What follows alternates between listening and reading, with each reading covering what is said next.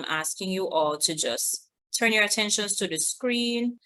We are going to see a very enticing video that was created by two of our youth advocates that are here with us today. So Sharika Mills, she's the policy and advocacy coordinator at the Jamaica Youth Advocacy Network, and Mrs. Tamika Alexander Williamson. She's the advocacy officer for the Global Health Advocacy Project at the Heart Foundation of Jamaica. So we're going to hand over to them now to just give you an overview, show you a very quick and interesting video on how a policy is developed. So the roadmap to a policy, in a sense.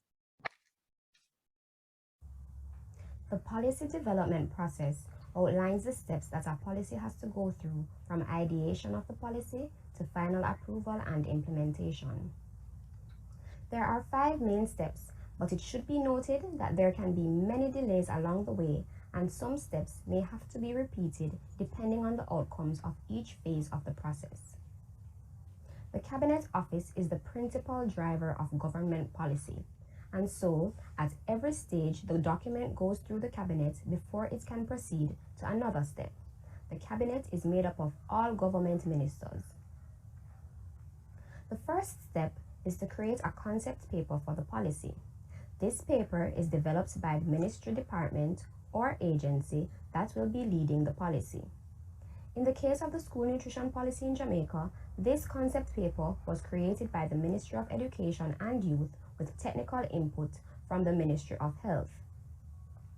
The concept paper outlines the issues or challenges that the policy seeks to address, puts forward statistics and other evidence that supports the policy direction, presents the key goals and objectives of the policy, gives a general idea of the budget, schedule of activities involved in, and the timeline for passing the policy, the key stakeholders that will be involved, and usually establishes a steering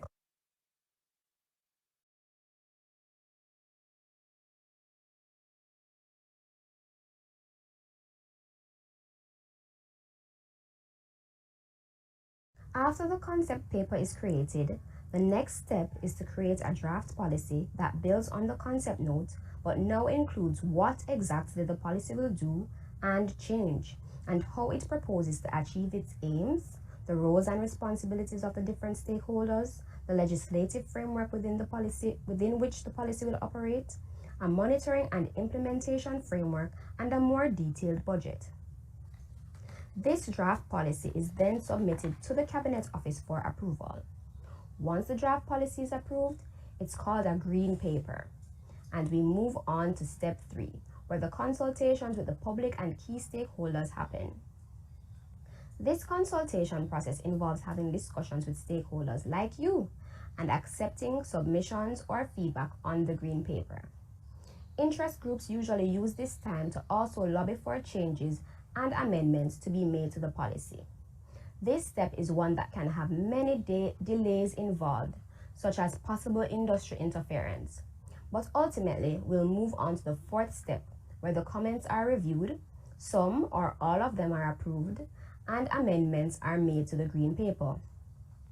This new document is then approved by the Cabinet once more, and this document is called a white paper. This also means that no further amendments will be made. The final step is for the white paper to be tabled in Parliament for final approval, so implementation can begin. There can be delays at this juncture because the paper is competing with many other agenda items waiting to be tabled. Once it is approved by a sitting session of Parliament, the policy white paper is gazetted, and it is then that it becomes an official government policy. Now, implementation can begin.